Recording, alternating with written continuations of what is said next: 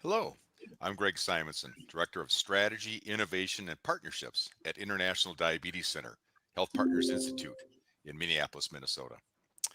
Welcome back to Ketone Connect, innovative solutions to prevent diabetic ketoacidosis, a new educational series on important topics and advances in the care of people at risk for diabetes ketoacidosis. This is episode 2, Clinical Impact of Diabetic Ketoacidosis. Joining me today, Dr. Thomas Danne, Chief International Medical Officer for Breakthrough T1D, and Dr. Richard Bergenstal, Executive Director of International Diabetes Center, HealthPartners Institute. Thank you both for joining me today. Well, Thomas, let me start with you. How common is DKA in people with type 1 diabetes? Thank you, Greg. That's a great question. Actually, the DKA incidence varies significantly depending on age and context. Among adults with type 1 diabetes, rates range from about 5% to 8%, influenced by factors like healthcare setting and socioeconomic conditions. In children and adolescents, DKA is notably more common, with global prevalence estimates between 30% and 40%. Interestingly, registry data shows that the rate of hypoglycemia, another major complication, is going down, while the rates of DKA remain unchanged. These variations underscore the importance of tailored prevention efforts across different populations and regions. Great. So, Rich, what about people with type 2 diabetes? Are the numbers much different? Yeah, thanks, Greg. Yeah, the numbers are a little different, but really importantly, yes, DKA does happen in people with type 2 diabetes. I think that's the first message. And then I think the second, maybe I'll deal with this sort of stark statistic that's on the screen there, 47%. And I think it brings home a point. This is the incidence of DKA in type 2 diabetes during the pandemic of someone newly diagnosed with diabetes and COVID at the same time. Put those two together, and they went as high as 47% of those people having DKA. So yes, that's a little exaggerated, but let me go back to the ordinary situation if we ever live in ordinary times. It's about 1/5, 20% of the DKAs are in people with type 2 diabetes. So Thomas just talked about 5%, 8%. So divide that by 5, and that's about the incidence of DKA in type 2. Do I have time for 3 quick points? Certainly.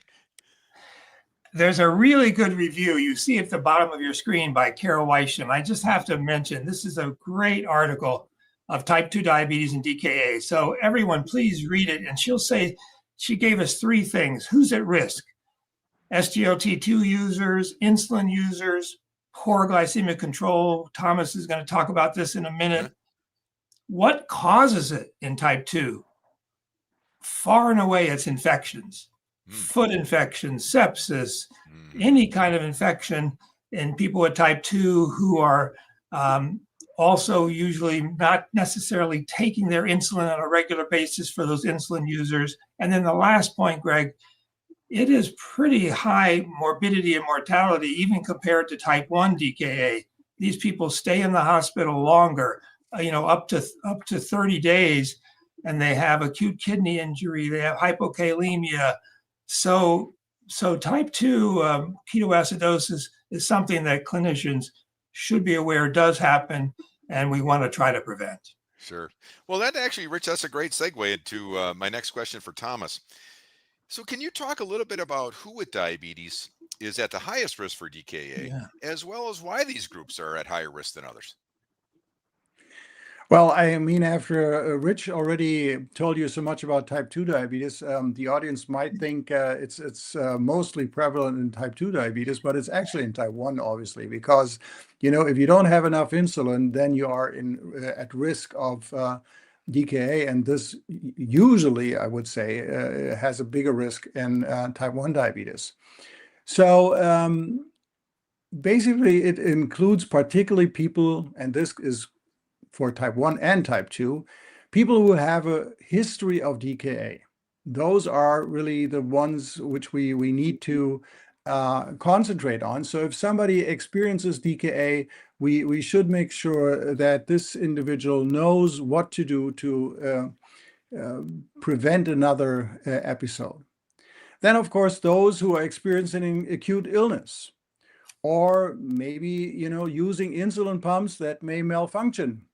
Just, infusion set failure is something that sometimes is not recognized fast enough. Women do play a big role, also those during pregnancy.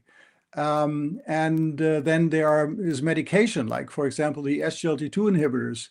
They might even have a euglycemic DKA. This means that the glucose levels are actually still in the normal range due to the medication with the SGLT2 inhibitors. Nevertheless, the risk of DKA can be increased by using SGLT2 inhibitors. So there is some data showing that this might increase the risk as well. This big data that we the two papers that we are citing here have also shown that, for example, cardiovascular disease, people with cardiovascular disease history have a higher risk. And as Rich already has mentioned, food complications, this was something new for me, might also be a person that you should look at. Dietary practices like ketogenic diets or low carb diets, of course, you should always think about. So recognizing these factors helps clinicians prioritize monitoring and prevention. Great. Kind of think of that euglycemic DKA. That was good to bring that up. So continue on that, Thomas. So several types of individuals are at high risk, but are they aware or not engaged? Can you kind of comment about, how are people engaged in DKA prevention? Yeah, well, the biggest problem is we do have the urine strips for ketones, and now we also have the blood ketone measurements. But clearly, ketone monitoring remains underutilized among people with type 1 diabetes. Even if the blood glucose levels are dangerously high or symptoms like nausea and fever are present, it simply is forgotten too often because it's a rare event. And with all rare events, when it happens, you don't think about it. You might have had education on all the signs and symptoms of DKA. You have ketone strips, but in that moment when you have nausea and you don't feel well, you think about the pizza which might be overdue and or something else which caused the nausea, and you don't think, wait a second, this could be DKA. I should check the ketones. So less than 20% test ketones when the glucose exceeds 300 milligrams per deciliter for an hour. And a significant proportion never tests during illness symptoms. This highlights a critical area for patient education and system-level interventions to promote routine ketone testing and early DKA detection. So there's a lot to go. Yeah, good reminder for for any for us to kind of keep thinking. Okay, so Rich, what about in type 2 diabetes? Is it even less than in type 1 diabetes monitoring? The way Thomas set it up, it's hard to believe it could be less because there's not much being done. But sadly to say, yes, it's definitely less. I mean, remember, there's so many people with type 2 diabetes that really never even get taught to monitor their glucose, more or less to think about ketones. So, we still have it on our checklist. Well, you're on insulin. Maybe we should get you ketone testing available, but that doesn't happen too often. So I think we're in a whole new realm of who with type 2 might be at risk. They really need to be targeted for glucose and ketone monitoring. Right. Kind of that good sick day management education seems like it's Yeah. sorely needed. So, Rich, continuing on, then I'm hearing that multiple continuous ketone monitors are now in development. So, how do you think they're going to help improve the care of people with diabetes? Yeah, I think it's a great question, Greg, and we're going to continue to deal with this question in our, remaining episodes. And but I think I kind of look at your question two ways. What do we know so far? What do we still need to know? And Thomas, and in our previous session, we outlined this is a clinical problem. Yes, we know how to measure it, but nobody seems to be doing the measurements. If you're insulin deficient, if you take an SGLT2, you're at risk. And even if you're taught, we don't seem to remember. And even clinicians say, oh, wait, I got that phone call. What should I do about these ketones? So there's a problem. We have ways to address it. We don't seem to be doing it very effectively. So we go to the right side and say, well, what do we need to break that logjam? And I think a dual sensor that could measure glucose and ketones continuously would be, a great advance. And so first we got to know the name.